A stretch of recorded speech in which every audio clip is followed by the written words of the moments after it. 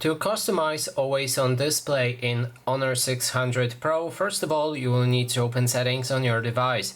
Next step is to navigate to the home screen and Style, and then you can go and select Always On Display.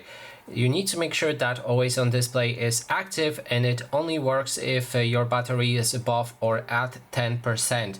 Then you can change screen off mode between full screen, which will set you the lock screen wallpaper for Always On Display, or partial screen, which will just show the clock, and then you can apply different images to it as well from the bottom. You can also change the artistic signature to add text to the Always On Display, and pick any of the options below if you like.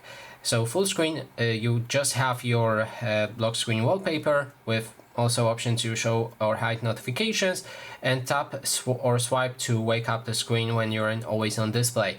And the other option allows you to just get the standard custom Always On Display options below, and each of them will also offer you different customization options.